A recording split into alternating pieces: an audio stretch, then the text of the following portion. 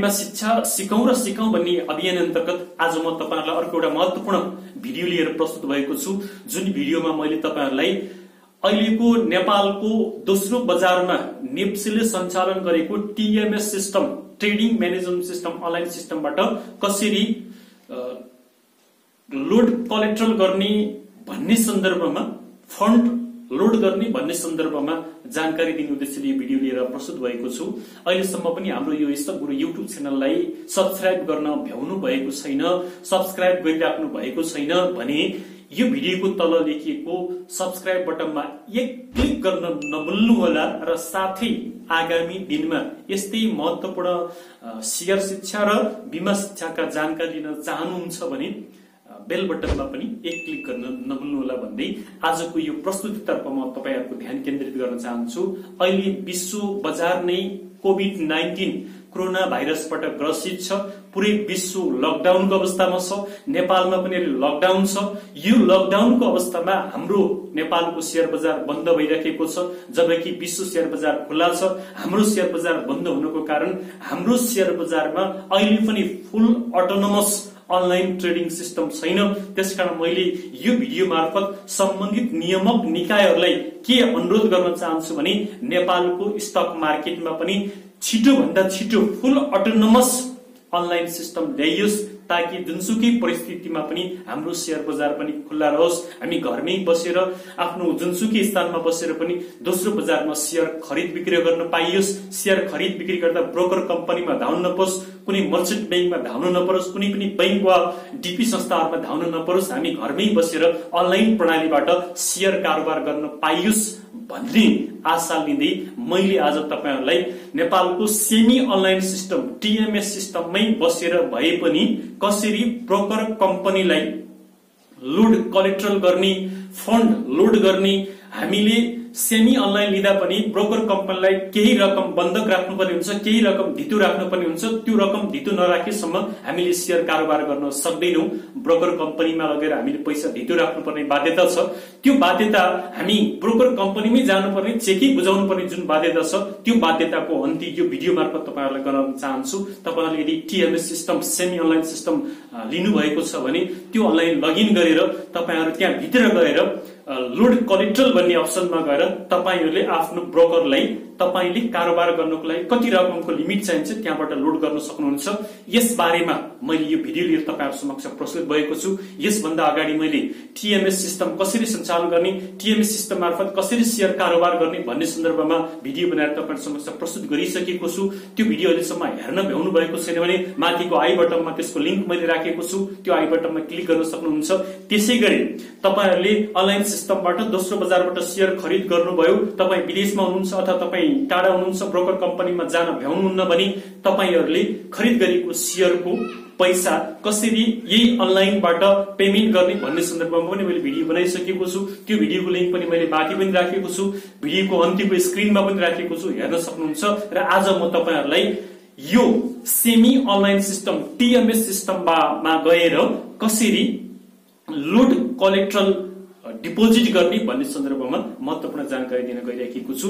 यो जानकारीको लागि अब म तपाईहरुलाई मैले ल्यापटप तर्फ ध्यान केन्द्रित गर्न चाहन्छु। यो भिडियो सर्वप्रथम तपाईहरु आफ्नो ल्यापटप वा डेस्कटप वा मोबाइलको स्क्रिनमा जानुस्।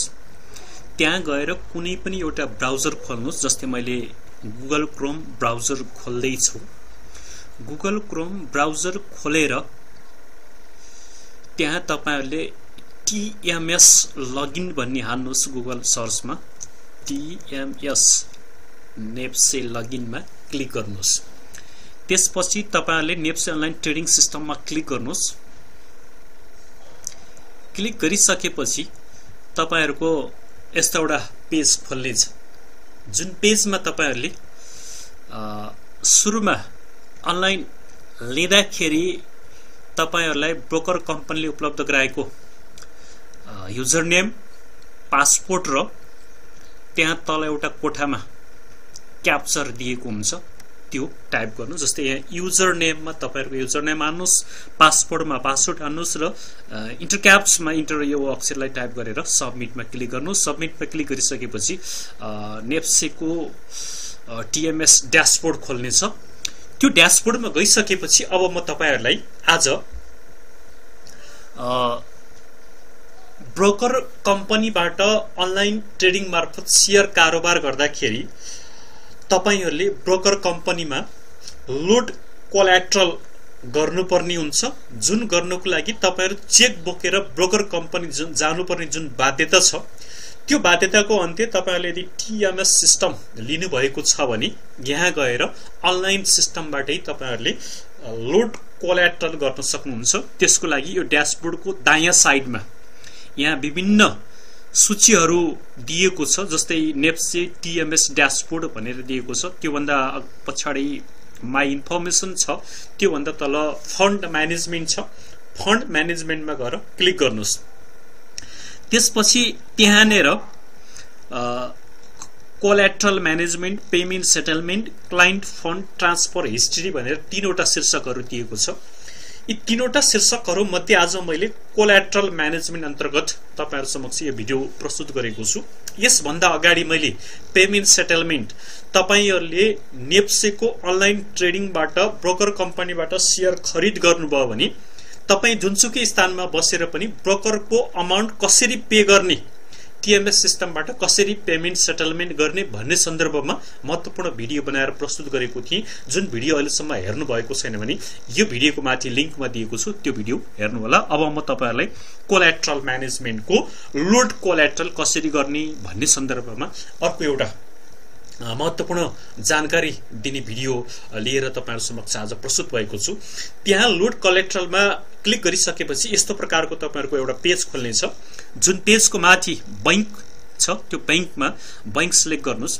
यदि तपाईहरुको bank account global IME bank limited र पर्वो बैंक लिमिटेडमा छ र तपाईहरुले इन्टरनेट बैंकिङ सर्भिस लिनु भएको छ भने यहाँबाट पनि लोड कोल्याट्रल गर्न सक्नुहुन्छ। जस्तै मैले ग्लोबल आईएमई बैंक लिमिटेडमा गएर इन्टरनेट बैंकिङ मार्फत मैले लोड कोल्याट्रल गर्दैछु।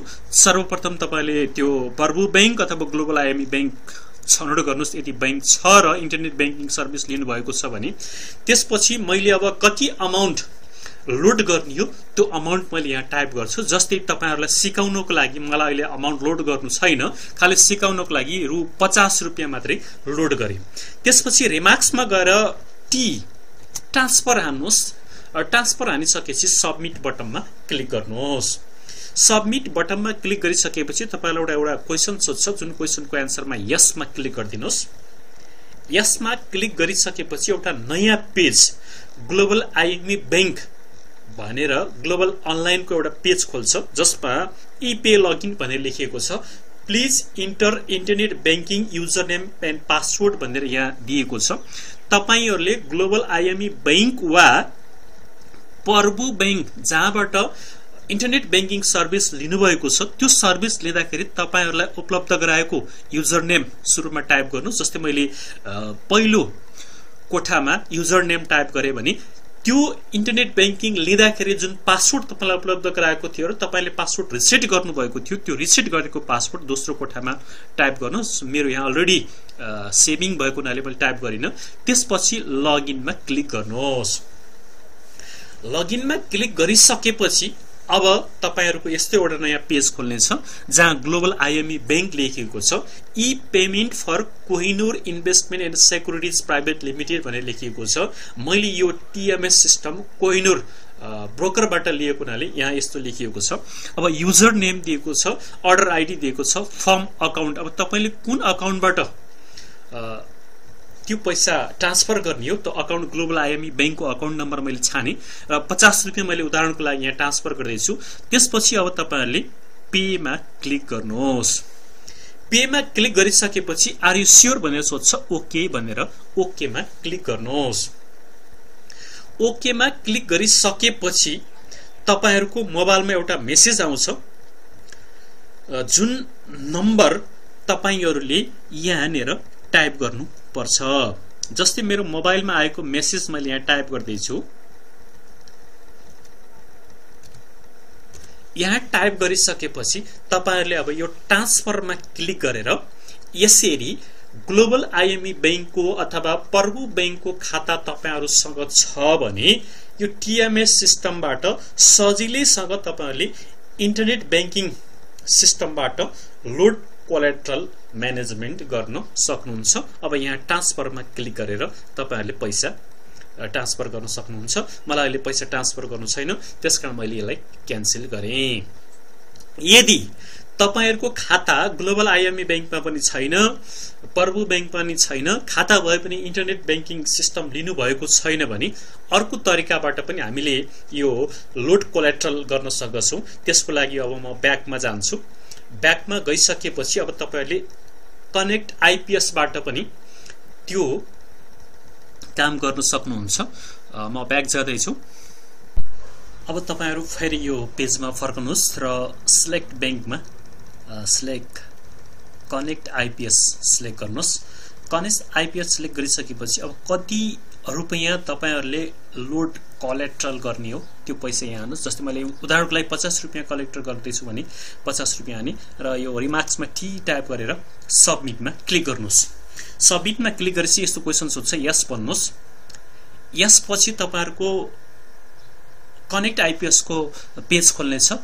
जुन कनेक्ट आइपीएस मा कसरी अकाउन्ट क्रिएट गर्ने, कसरी लगइन गर्ने, कसरी बैंक खातालाई लिंक गर्ने र एउटा बैंकको पैसा अर्को बैंकमा कसरी ट्रान्सफर गर्ने र विभिन्न पेमेन्टहरु कसरी पेमेन्ट गर्ने भन्ने सन्दर्भमा यसभन्दा अगाडि मैले यो कनेक्ट आइपीएस सँग सम्बन्धित 4 वटा भिडियो बनाएको छु।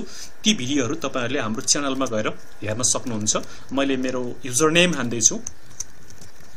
तपाईहरुले पनि आफ्नो युजर नेम हाल्नुस् र यो कोठामा माथि लेखिएको अक्षर टाइप गर्नुस्।